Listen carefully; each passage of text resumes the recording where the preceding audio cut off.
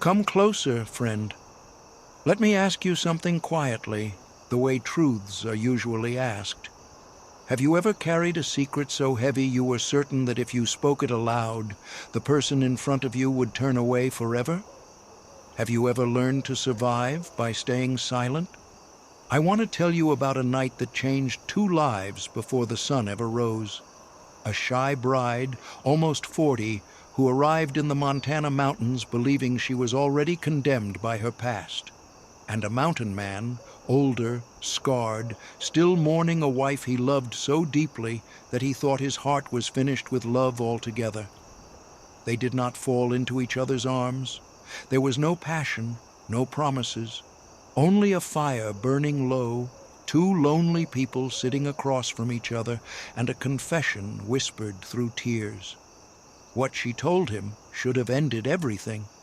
Instead, it broke him open. This isn't a story about perfection. It's about the moment when truth finally leaves the shadows and finds compassion waiting for it. Stay with me. You might recognize yourself in what she dared to say. The telegram arrived like a verdict. Bride arriving Thursday. Stop name, Eleanor Whitfield. Stop age 38. Stop. Please meet stage stop. Fletcher Morrison read it 3 times, as if the words might rearrange themselves into something he recognized. They didn't. He folded the paper slowly, his thick fingers trembling despite himself. The cabin was quiet, except for the crackle of the fire and the wind pressing against the logs, sounds he trusted. Human voices were another matter. "She's done it," he muttered.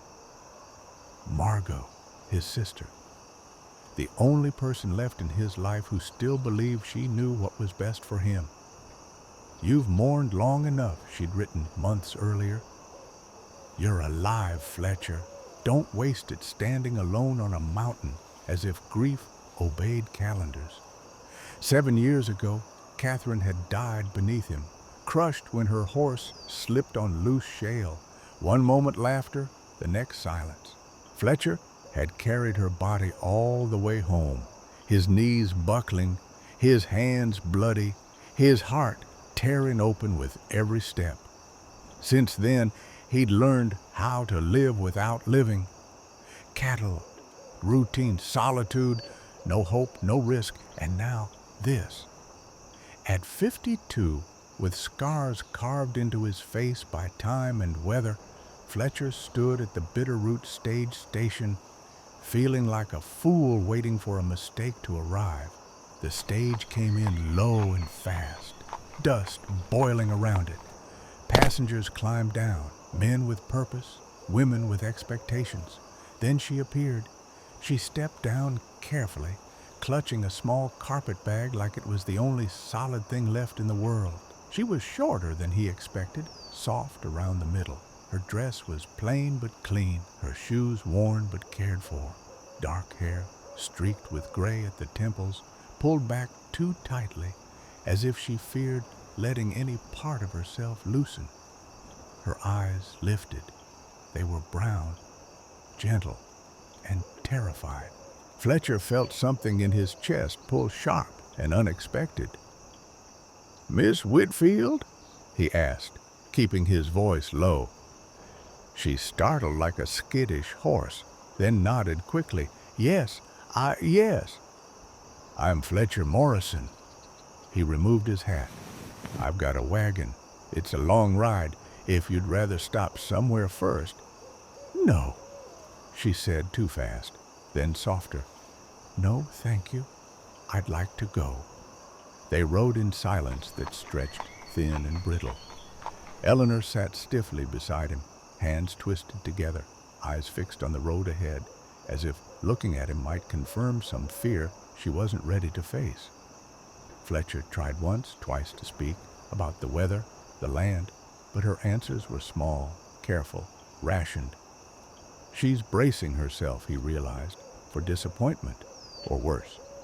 The ranch came into view at sunset.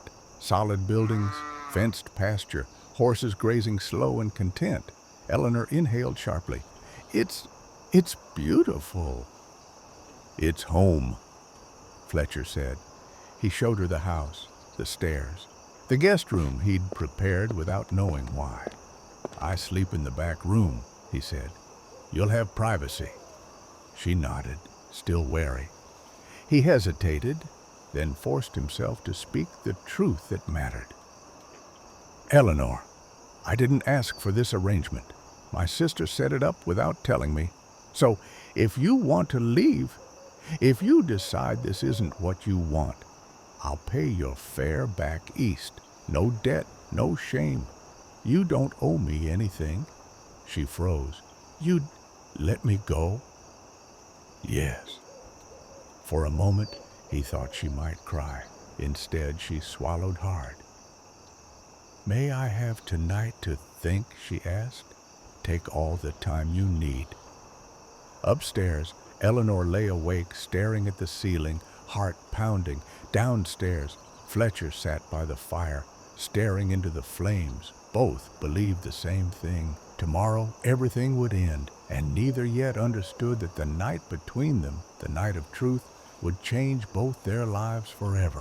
When someone offers you freedom instead of ownership, do you recognize it as kindness, or do you fear it even more? Eleanor did not sleep. The bed was too soft, the room too kind. Clean quilts, a lamp by the bedside, a window framing mountains that looked impossibly calm under moonlight. Nothing about it matched the life she had known, and that made it dangerous. She lay on her back, hands folded over her stomach, listening for sounds that never came. No shouting, no footsteps outside the door, no sudden rage erupting without warning.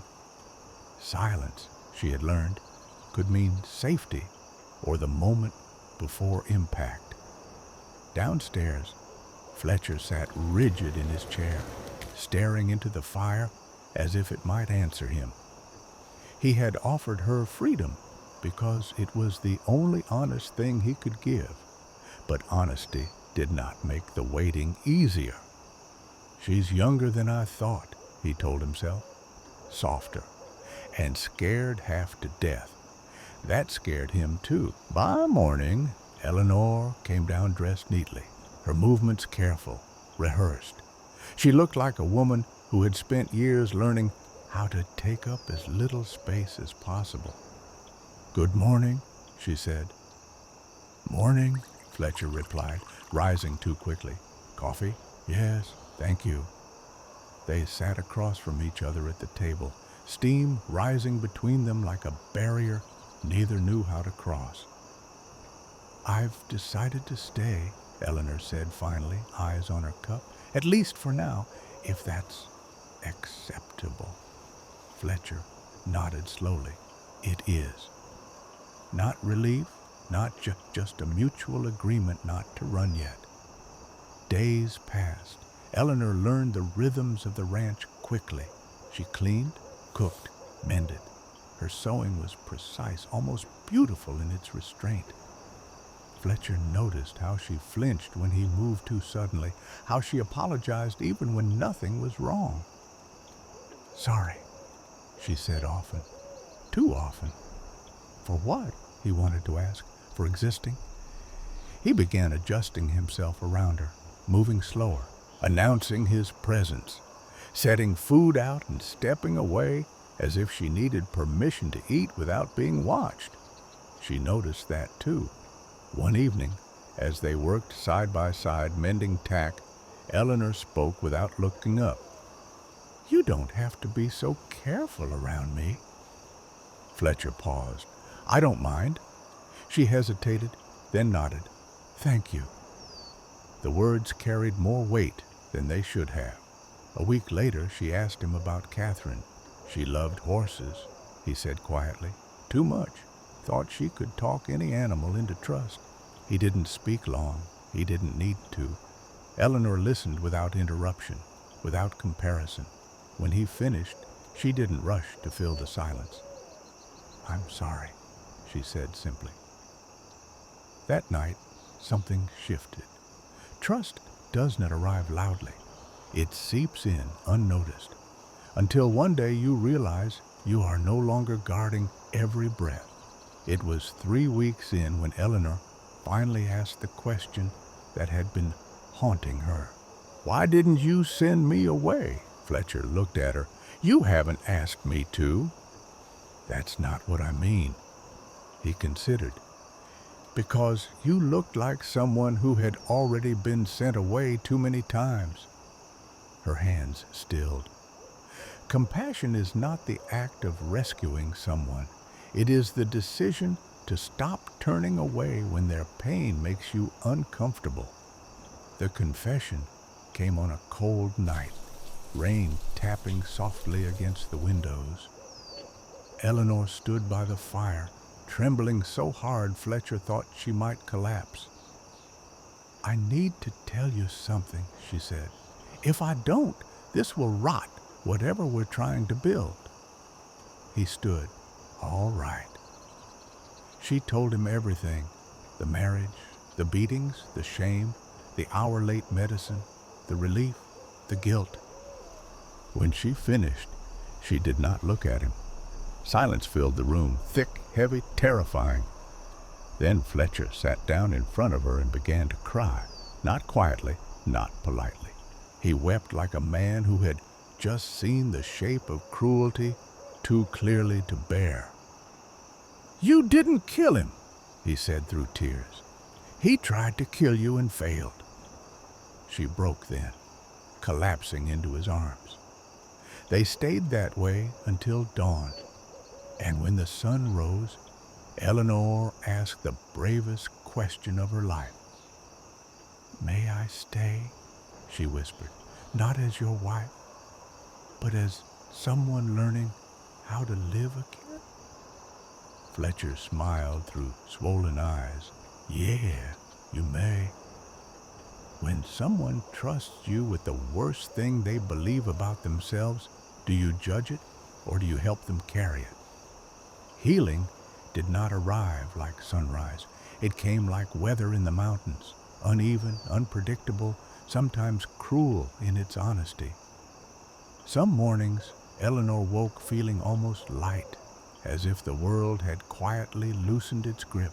Other days, a slammed door or a raised voice from the yard could send her heart racing, her breath shallow, her hands shaking as if the past had teeth again. Fletcher noticed everything. He never mentioned it outright. He simply adapted.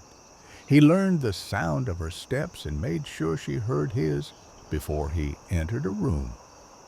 He kept his voice low, even when frustrated.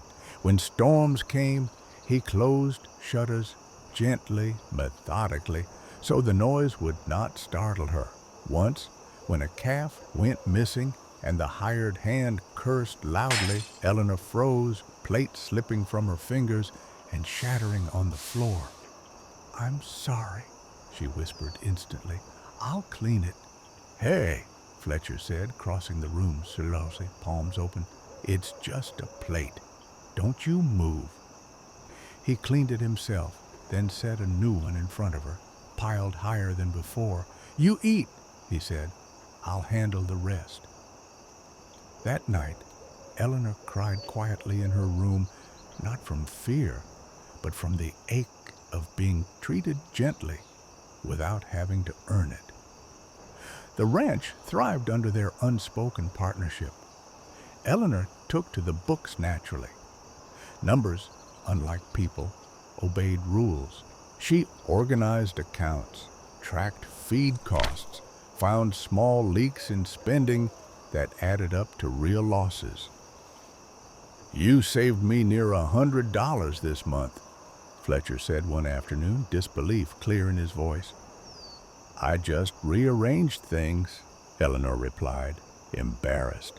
"Anyone could have—" "No," he said firmly. "Not anyone." She didn't argue. She was learning, slowly, that praise did not always hide a trap. Evenings became their quiet ritual. They ate together, not across from each other like strangers, but side by side at the table. Sometimes they talked about weather, cattle, Margot's meddling letters. Sometimes they didn't. Silence no longer meant danger. It meant rest. One evening, Eleanor surprised herself. "Do you miss her?" she asked softly. "Your wife." Fletcher's breath caught, just slightly. "Every day?" "I'm not trying to replace her," Eleanor said quickly. I know," he interrupted gently. "You couldn't, and I wouldn't ask you to." And he stared into the fire for a long moment. "Loving Catherine didn't use up my heart. It just taught it how deep pain can go." Eleanor nodded. "Pain teaches well. Grief does not close the heart. It stretches it. And stretched things, though fragile, can hold more than they ever could before." Spring arrived cautiously. Snow retreated from the lower hills. Streams swelled. The world softened at the edges. Eleanor began spending more time outdoors. She helped with planting, dirt under her nails, sun on her face. Fletcher watched her laugh one afternoon when a lamb tried to chew her sleeve, and something warm and dangerous settled in his chest. This is how it starts, he realized. Not desire, recognition. He fought it. He told himself she needed safety, not complication. That love, his love, might frighten her back into herself. But the heart does not always listen to reason. The hot spring changed everything. He debated for weeks before mentioning it. The place was hidden, protected by rock and pond, fed by the earth itself. Catherine had loved it once. "I want to show you something," he said one evening, "if you'd like." Eleanor hesitated, then nodded. "I trust you." Those words landed harder than any declaration could have. The spring steamed softly under the open sky, water glowing faintly in the fading light. Eleanor sank in with a sound she hadn't known she could make. Pure relief. "Oh," she breathed. "I forgot what it felt like to rest." Fletcher stayed across from her, giving space, eyes carefully averted. After a long silence, Eleanor spoke. "Fletcher, do you ever think about loving someone again?" He answered honestly, even though it terrified him. "I think about it every day, and about whether I have the right to." She turned to him, eyes searching. "What would stop you?" He met her gaze. "The fear of hurting them, or being the reason they're afraid again." Her voice was barely above the water. "What if loving them helped them heal instead?" The words hung between them, fragile and brave. "I love you," Fletcher said then, not loudly, not dramatically, just true. "I don't expect anything in return. I just need you to know." Eleanor's breath shook. "I'm scared," she admitted, "but not of you. I think I've been falling in love with you since the night you cried for a pain that wasn't yours." He moved closer, stopping well short of touching her. "Then we go slow, slower than slow. We let you lead." She closed the distance herself. Their first kiss was soft, almost hesitant. It tasted like trust. Later, wrapped in blankets by the fire, Eleanor rested her head against his chest, listening to a heartbeat that asked nothing of her but presence. "I don't feel broken with you," she whispered. "You never were," Fletcher replied. "You were just wounded. When love arrives, not as rescue, but as patience, do we recognize it, or do we try to outrun it?" Love did not change their days all at once. It threaded itself through them. Mornings still began early. Coffee still steamed on the stove. Cattle still needed tending. But something subtle had shifted, like a house that had finally learned where its light fell best. Eleanor no longer flinched every time Fletcher entered her room, not because the fear vanished overnight, but because it had been met again and again with patience instead of punishment. He never touched her without warning, not even by accident. If he needed to pass behind her, he spoke first. If he reached for something near her, he made sure she saw his hand coming. Small mercies, repeated daily, becoming trust. One afternoon, rain trapped them inside. Eleanor sat by the window mending a shirt, while Fletcher repaired a saddle strap at the table. "You don't have to fix that now," she said. "I know." He smiled faintly. "But my hands need work when my mind won't settle." She understood that more than she wanted to admit. After a moment, she spoke, voice careful. "May I ask you something personal?" "You always may." "Do you find me difficult?" His head lifted instantly. "No." She worried her lip. "I mean, slow, hesitant, sometimes afraid of things that don't make sense."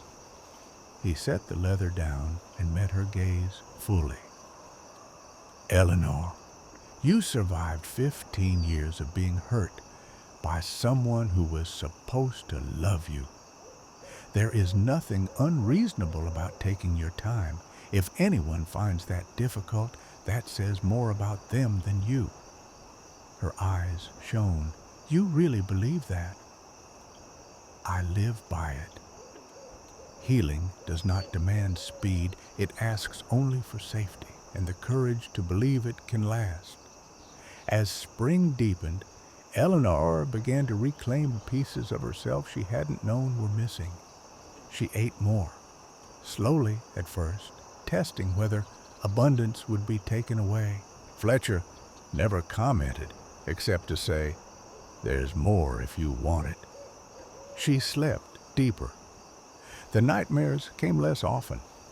When they did come, Fletcher learned the signs, the sharp breath, the stiffened body, and would sit beside her bed, speaking quietly until she returned. "I'm here," he'd say. "You're safe. It's morning." Sometimes she reached for his hand. Sometimes she didn't. He let her choose. One evening, while folding laundry together, Eleanor laughed unexpectedly when Fletcher tangled himself in a sheet. The sound startled them both. She clapped a hand over her mouth. "I'm sorry. I didn't mean to." "Don't you dare apologize for laughing," he said, mock stern. "That's a rare thing around here." She laughed again, freer this time, and something unknotted inside her chest. Summer brought heat, and with it, a different kind of awareness. Working side by side in the fields, Eleanor became conscious of her body not as a burden, but as something capable. Strong arms, steady legs, a back that ached from honest labor, not from blows. One afternoon, exhausted, she sat heavily on a fence rail. "I'm not built for ranch work," she said, wiping her brow. Fletcher looked at her, amused. "You planted half the north field this morning." "That doesn't mean I enjoyed it." "That doesn't mean you're not capable." She studied him. "Robert used to say my body was a problem. Too much, too slow, too soft." Fletcher's jaw tightened. "Your body carried you through hell and brought you here. That makes it remarkable." The words settled deep. That night, Eleanor stood in front of the wash basin longer than usual, studying her reflection.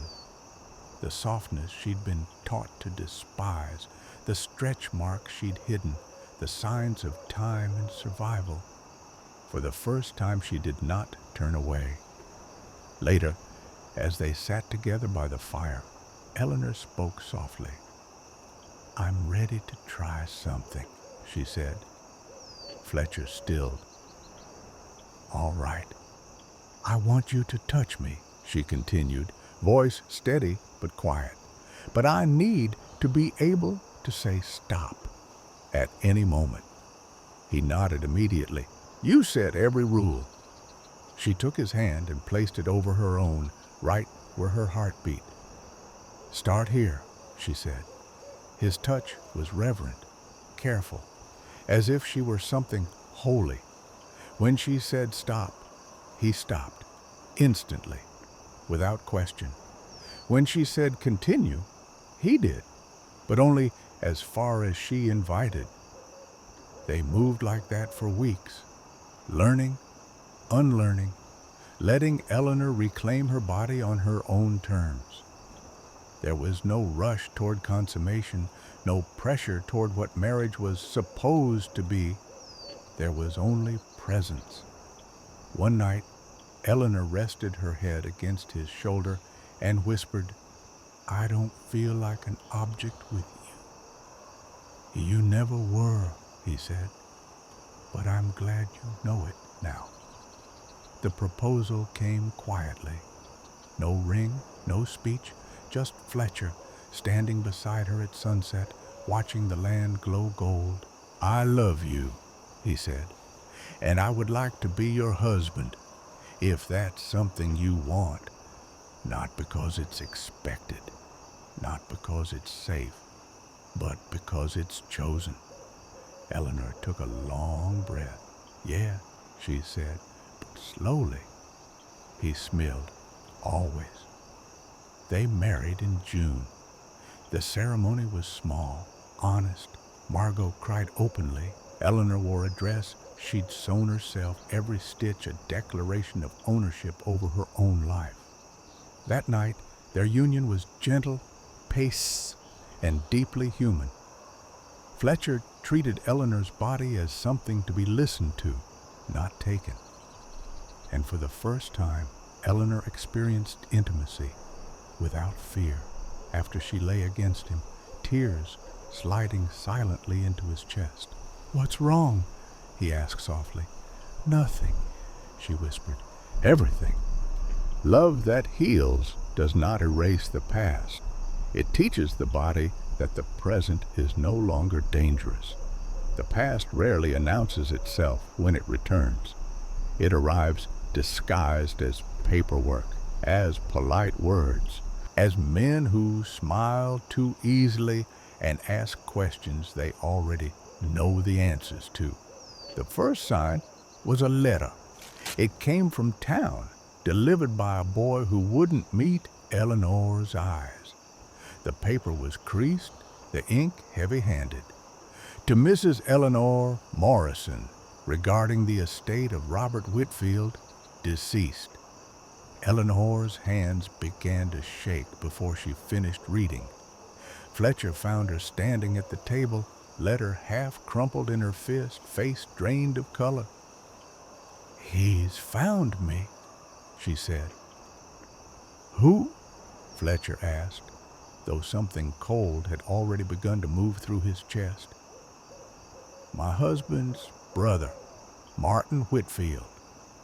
She told him everything, how Martin had always despised her, how he'd blamed her for Robert's failures, his debts, his illness, how when Robert died, Martin had hinted, quietly, viciously, that Eleanor should be grateful no one asked too many questions. He says, I stole money, Eleanor whispered, that I let Robert die to inherit what little he had. But Fletcher read the letter once, then again. This is extortion, he said flatly. He's fishing, trying to scare you. But what if people believe him? Eleanor's voice cracked. What if they think I'm capable of that? Fletcher set the paper down and took her hands, grounding her. Listen to me.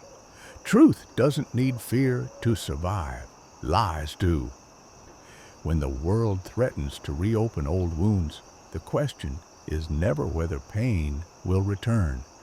It is whether we will face it alone or together. Martin Whitfield arrived 2 days later, He rode in just before dusk, coat fine, boots polished, eyes sharp with contempt the moment they landed on Eleanor. "So," he said, dismounting slowly, "this is where you ran to." Fletcher stepped forward immediately, placing himself half a pace in front of Eleanor, not to hide her, but to make clear he stood with her. "You have business?" Fletcher asked. Martin's smile widened. "With my sister-in-law." "I am his wife," Eleanor said, voice steady, despite the tremor in her hands. "But yes, I suppose you do." They sat at the table like adversaries. Martin laid out his story with practiced ease: Robert's illness, the inheritance, the missing money, the suspicion. "She admits she was late with his medicine," Martin said smoothly. "Admits she was glad he died. Hard not to draw conclusions." Fletcher's knuckles whitened. Eleanor lifted her chin. "I was glad my abuse ended. I will never apologize for that." Martin leaned forward. "Careful. Sympathy has limits." Fletcher stood so abruptly, his chair scraped the floor. "You will not speak to my wife like that," he said, voice low and dangerous. "You will leave." "Not until we settle this," Martin replied calmly. "There's a lawsuit waiting. Or," his gaze slid back to Eleanor, "there doesn't have to be. Compensation would make this all disappear." Silence stretched. Eleanor looked at Fletcher. She could see the instinct rising in him, the urge to protect, to end this swiftly with money or force, to shield her from one more wound. She shook her head slightly. "No," she said, "we're not paying." Fletcher hesitated. "Eleanor." "No," she repeated, firmer now. "If we give in, he owns this story forever. I won't live under that." Martin scoffed. "You think standing on principle will save you?" Eleanor met his gaze. "I think telling the truth will. If defending your dignity means risking your comfort, which will you choose?" They took the risk. Fletcher gathered records, doctors' statements, letters Eleanor had kept, written to friends during the worst years, documenting bruises, fear, despair. Pain turned into proof. When the hearing came, the town gathered. Whispers followed Eleanor as she walked in, some curious, some cruel. She stood anyway. She spoke clearly about abuse, about illness, about guilt that had never belonged to her. Martin's case unraveled under scrutiny. No money, no inheritance, only resentment sharpened into accusation. The judge dismissed it. Outside, the air felt different, lighter. Martin left without a word. That night, Eleanor finally broke down. "I was so afraid," she sobbed. "Afraid you'd think." Fletcher held her tightly. "I never doubted you, not for a second." "But you could have ended it faster," she said. "You could have paid him off." "Yes," he admitted, "but then I would have stolen something from you." "What?" "Your voice." She cried harder at that. Protection that silences is not safety. Real safety is standing beside someone while they speak their truth. The ranch settled back into quiet. But both Eleanor and Fletcher knew something essential had changed. She was no longer only surviving. She was choosing herself. The second confrontation did not come with letters or lawyers. It came with boots on gravel and a rifle carried openly, as if intimidation were a language everyone was expected to understand. It was late autumn. The sky hung low and gray, the kind of day when sound carried too far and patience wore thin. Fletcher was in the north pasture when he saw the rider crest the hill. Alone this time, moving too fast, too straight. He knew before the man dismounted. Martin Whitfield did not look defeated. He looked desperate. Eleanor saw him from the porch, her breath caught, but she did not retreat inside. That, more than anything, surprised her. Martin swung down from his horse and rested a hand casually on the rifle at his shoulder. "I'm not here for courts today," he said. Courts didn't listen. Fletcher stepped forward, placing himself beside Eleanor, not in front of her. "You were told to stay away," Fletcher said. Martin's eyes flicked to Eleanor. "You think a judge's opinion changes what you are?" Eleanor felt the old fears stir, but it did not take control. "No," she said, "but it changes what you can do to me." Martin laughed harshly. "You ruined my brother." "I survived him," Eleanor replied. Her voice shook, but it did not break. "There's a difference." Martin's smile vanished. "You want the truth?" he snarled. "The truth is no one cares what happened behind closed doors. People care about power, and you don't have it." Fletcher felt the heat rise, felt his hand tighten instinctively. Then Eleanor spoke again. "You're wrong," she said quietly. "I have power now, not over you, over myself." Martin lifted the rifle slightly. Fletcher moved, but Eleanor caught his arm. "No," she said firm. "This is where it ends, not with fear." The silence that followed was heavy enough to crack. Martin looked at them, really looked, at Fletcher, steady and unflinching, at Eleanor, standing her ground without hiding, without begging. Something faltered. "You think this makes you strong?" he spat. Eleanor nodded once. "Yes." Behind them, movement stirred. Fletcher's foreman. Two ranch hands, drawn by raised voices, by instinct. Martin saw them, counted, the rifle lowered. "You haven't won," he said bitterly. "I already have," Eleanor replied. "You just didn't notice when." Martin mounted his horse and rode off without looking back. The wind moved through the grass. Life resumed its cautious rhythm. Eleanor's knees gave out. Fletcher caught her instantly, easing her down onto the porch step, holding her as she shook. "You did it," he murmured. "You faced him." She pressed her forehead into his chest, breathing hard. "I was terrified." "I know, but I didn't disappear." "No," he said, voice thick. "You stood. Strength is not the absence of fear. It is the decision to remain visible when fear demands you vanish." That night, Eleanor slept deeply for the first time since the trial. No dreams, no shadows. Fletcher lay awake beside her, watching the rise and fall of her breath, understanding something he had never learned in all his years of loss and labor. He had thought strength was endurance, or force, or silence. He had been wrong. Strength was what Eleanor had found, the courage to name the truth and refuse to carry shame that was never hers. In the morning, she woke with the sun and turned to him. "I think I'm done running," she said.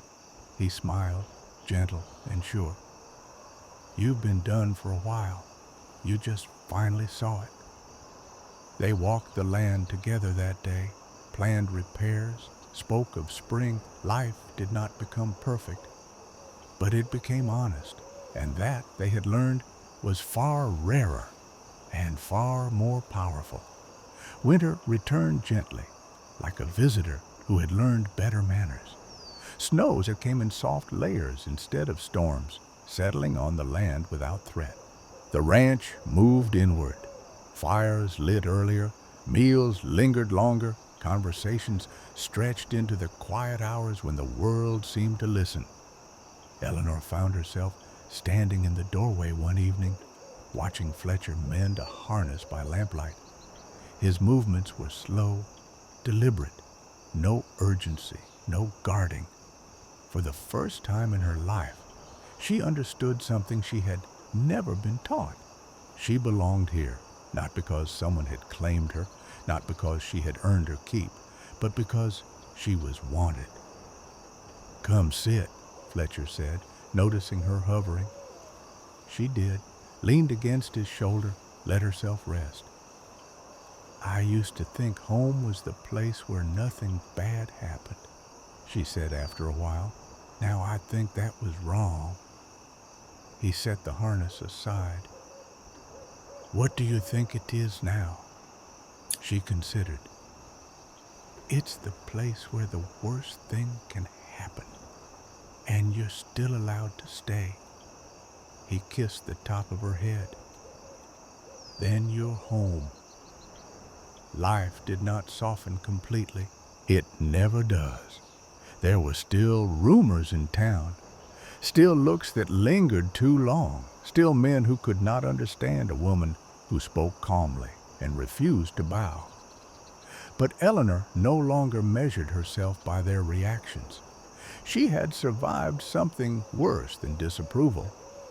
One morning she found herself humming while kneading bread. The sound startled her. She stopped, then smiled and continued. That night, as they lay together listening to the wind press against the house, Eleanor spoke the truth she had been circling for years. "I don't hate myself anymore," she whispered. Fletcher's breath caught. "That's a powerful thing to say." "It took me longer than it should have," she replied, "but I finally believe that what happened to me doesn't define who I am." He turned to face her. "It never did. It only revealed how strong you were. Home is not the place where pain is absent. It is the place where pain no longer has authority." In the spring, Eleanor planted a small garden near the porch. Not because they needed it, but because she wanted something that grew slowly. Without fear. She watched green push through sill and thought of herself. Fletcher watched her watch the garden and knew without doubt that his life had not been rescued. It had been remade. They spoke sometimes of children, sometimes of nothing at all, sometimes of the past without flinching. The mountains stood where they always had, unmoved, silent witnesses. And when Eleanor stood on the porch at dusk, wind in her hair, she no longer felt like a guest waiting to be asked to leave. She was the woman of the house, the keeper of the fire, the one who stayed. If home is the place where you are safe enough to be fully seen, how many of us are still wandering simply because we don't yet believe we deserve it? Before the fire goes out, let me leave you with this. Stories like Eleanor's don't endure because of danger or romance. They endure because they remind us of something we forget too easily, that survival is not the same as living, and silence is not the same as peace. Somewhere along the way, many of us were taught to carry blame that was never ours, to shrink, to stay quiet so the world would stay calm. This story offers a different truth. Healing begins the moment someone believes you without asking you to prove your pain. And love, real love, is not the reward for being unbroken. It is what helps us become whole. If you stayed until now, thank you. You are not alone.